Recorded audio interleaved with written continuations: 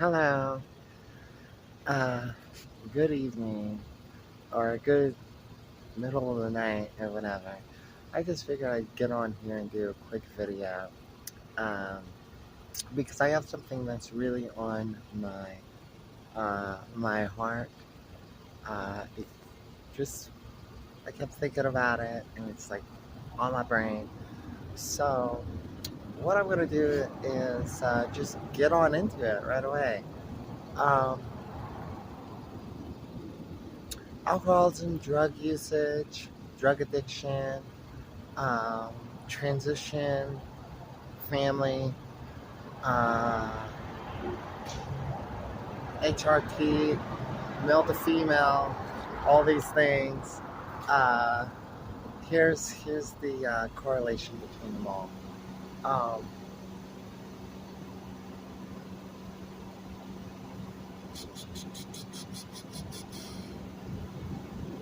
yeah, like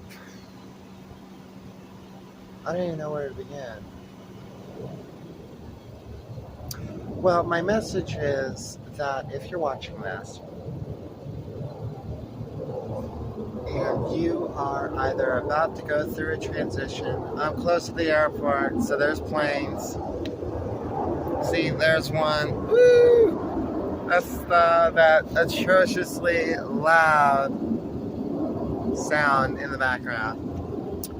Um, if you're watching this right now and you are either going to start a transition or you're in the process prior to starting one or you've already started it, my message is to you, you're about to embark on a new journey. You're about to make improvements in your life. You're about to let this person that's inside of you, your soul, shine through your body. And you're about to experience a lot of peace in your life eventually. Okay? You're about to truly just enjoy life, truly be able to go out and you feel like yourself. Okay? For once in your life, you feel like who you are. You feel like your soul is now represented outwardly, physically. It's no longer this plastic coating, or you don't feel like you're a mannequin or whatever. You know what I'm saying? If you're in this category, and all y'all that uh, have already transitioned or well along in your transition, you know exactly what I'm talking about. So with that being said, um, if you're out, if you're this person and you're out living a life, and there's no judgment. There's no judgment with me saying this. I'm saying this out of love, and I'm saying this out of helpfulness. I also firmly believe what you do with your body is 100% your business. Okay, spoken like a true libertarian. Y'all know who it is. Um, but with that all being said, um, you just got to get away from get clean, get clean. Because if you start a transition, first off, if you start a transition and you're still drinking, you're still getting lit, you're still getting skied up, you're still smoking your bowls, you're still doing all this bowls. I'm not referring to like weed, okay? Um, if you're still doing all that stuff, it's just gonna complicate the transition. And like take it from me, I wish that when I started my transition that I had already gotten clean sober. I think that my transition would have went a lot better. I think mentally it would have been a lot better. In spite of all the things that did go down, I think that it would have been a lot better on my body, a lot better on the actual physical part of the transition. Um, it would have been a lot better on my brain. Okay. Um, and um, Sorry, I got a little distracted there. Uh, yeah, I just want to make that as a big statement there, a truthful statement coming from myself to anybody out there watching. Um, things like alcohol, consistent use of alcohol, and I drink every day. I drink every night. Uh, every night when I be off work. Um, I didn't drink at work. Well, wait, when I worked in a liquor store, I drank at work. Okay. But I didn't drink when I drove for a living.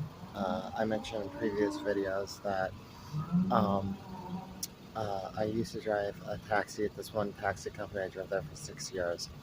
Um, I never drank, obviously, when I was working that job. Um, but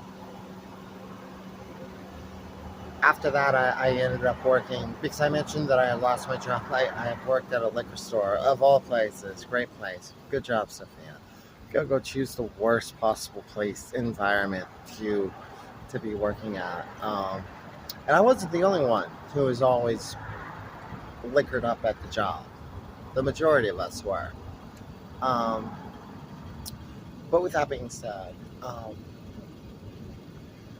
the point that I'm trying to say is I don't know quite how to verbally express it, and this video is probably kind of choppy, um, not well thought out or organized because I'm just doing it off the cuff, like I do a lot of my shit. But there's so much in my brain right now, so many thoughts that I want to try to get out. Um, but what I was saying is, for a good 15 plus years of my life, I drink. I drink every day, every night. For a good portion of those years, I also was doing various drugs. Like when I remember when I was 27, I got through the age of 27, I turned 28, and I was surprised. Y'all, I was surprised as everything that I made it through. I literally thought that when I was 27, I was going to burn out. Girl, check on out of here. And I didn't. God had me get through it. I have survived through it. It wasn't my destination to have gone out that way, and I'm very grateful and blessed to not have gone out that way. But I remember when I turned 28, just a little sidebar, a lot of stuff's been going through my mind just because I just had a birthday. I'm 39 now, okay? I had a birthday about 11 days ago now. Today's the 13th. Um, and so just a lot of reflection, self-reflection, and all that stuff. Um, but I remember I turned 28, and I was like, wow. I was shocked. I thought I was going to go out, and I didn't. And I don't believe it had anything to do with anything that I did because I was doing everything there was. I had a really big pill, opiate problem, super big problem. Um, and But that's not the point of this video. The point of what I really want to say is I understand people who go through any type of substance addiction. I get it. I understand it, honey. There's no judgment on you at all. Um, you're running. You're trying to dull the pain. You're trying to get away from the pain of life, the PTSD, or the events that took place in your life, or a event that took place in your life that you just can't seem to live down. You're trying to hide from transitioning. You're trying to hide from whatever it is that I just got a text. Whatever it is that you're trying to get away from, and instead it's a coping mechanism, and I totally understand the coping mechanism part about it. But at the same time, I'm trying to say you got to get up away from it, especially if you're going to do a transition, especially if you're going to go on HRT, especially if you're going to start taking estrogen, male to female hormones. Estrogen would be what you would be taking. Um, just based upon the amount of stuff that's going to get processed through your liver, your body will not be able to take it. Um, I remember when I started going to a doctor to get my hormones. A really good friend of mine, she spoke some truth to me. She's transsexual, transgender. Also, she's a strong trans woman. She also came from a history of intense uh, um, substance usage, and she got clean and sober. She's awesome. If you're watching, girl, love you, girl. You made a big difference in my life. That one night that we talked, and we talked on the phone, and she was just like, girl, you gotta get clean. And at the time I was just drinking. I was just boozing. But I was boozing hardcore, because I had already left all the other drugs. And when you leave one thing, whatever you're still doing, you're just gonna do an excessive amount of it. Like that's just the way it is. Okay, you're gonna smoke more cigarettes. You're gonna drink more caffeine. It's just how your body goes. If you do drugs and alcohol, and then you quit the drugs, you're just gonna drink like crazy, like mad crazy, girl, like motherfucking mad crazy. And I was actually talking to her this one time that I'm referring to, and I was hammered, like hammered, girl. She was like, girl, she was like, mama, you gotta get sober. You cannot go back on these hormones and still drink the way you drink, girl. You gotta get up out of it. And it's like a choice. Think of it as a choice. Do you want the party lifestyle, or you don't want the party lifestyle? Save your body, save your liver, save your kidneys, save your transition, and give that shit up to successfully and properly go through the transition, or still live in the addiction. Okay, I mean, now with self-reflection, I think there's a good part of my earlier 30s that I had not uh, started taking the hormones, and I think it's in part because I wanted to still party. I wanted to still drink. I couldn't imagine life without alcohol, life without going back to my pad, going back to my rented room, or going back to my apartment, just getting toasted. And toasted for me, I'll just put it this way: for me, getting toasted, it's getting toasted, then getting lit, and then it's push the button. There's no point of going back, and it's just a constant feed to want to get to that other side. And that can be very dangerous, especially when you're taking any type of medication that's doctor prescribed. Um, but back to what I was saying about, I totally understand it's a coping mechanism, because for us who are transgender, trans women out there, um, the majority of us don't have a happy story when it comes to coming to letting the world know that this is what we're going to do with our lives. We lose our families, we lose friends. And friends, you can make new friends, but like I even have a friend that I've known for probably over 10 years, and he just doesn't really talk to me anymore. And he's like, really, it's not because he's conservative. He's like pretty liberal. I actually thought, of all people, he wouldn't have gotten weird with me. Um, but I think it's because he remembers me as who I was, and that's who he knew. And now I'm not that person that he knew. Okay, and he doesn't know how to deal with that, I guess, and that's okay, because baby, there's going to be people that stay up in your life, and there's going to be people that dip out. They just can't, and it's not their fault. They just can't handle it. Okay, because the person they knew is no longer there. And this guy never got drunk, never did drugs, never drank in his life, never smoked weed in his life, did nothing. And I would talk to him when I was like loaded. All right. And we'd have these conversations, and he had enough patience to stay on the phone. Because, if you ever talk to somebody who's like drunk on the phone, you're just like, golly, this is so. I can't have this conversation. And you're like the sober person, you're just like, girl, I can't have this conversation.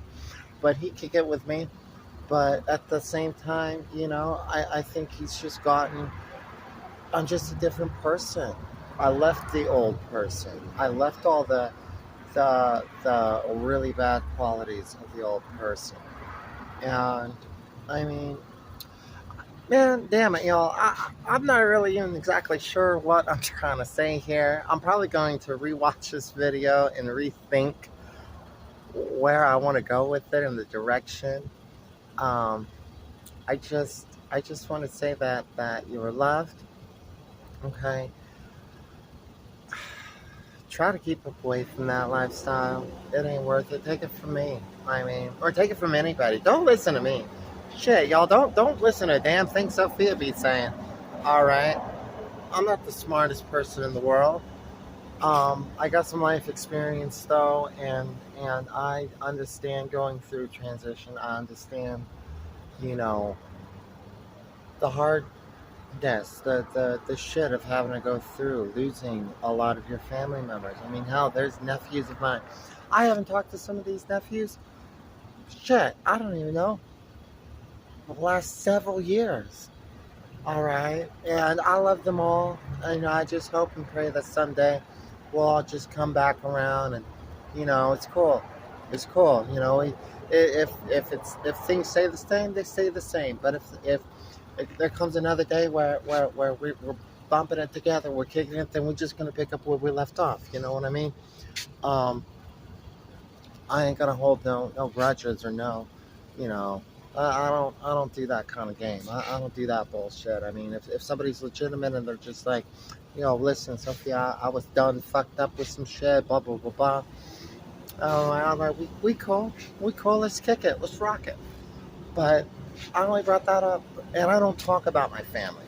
Okay, I don't talk about my family, but I understand the pain of losing family and the pain of just all of that, and how that reflects with your transition as you're going along with it, and how that can reflect you relapsing or continuing with addiction because it's not that you're less than a human being. You're definitely not less than a human being. You are a human being. You are created. You are made. You are a work of art. Okay? All right? And um, there are no mistakes. Okay? There aren't. Um, but it's like I really should have thought out what the hell I was going to say. I'm going to turn off this video. I'm going to rethink some stuff here. And I'm going to do like maybe a whole different video or maybe a elaboration upon this video because it's important shit that I'm talking about. Anyways, y'all be well. Y'all be blessed. Y'all be safe. I love you. Thank you for watching.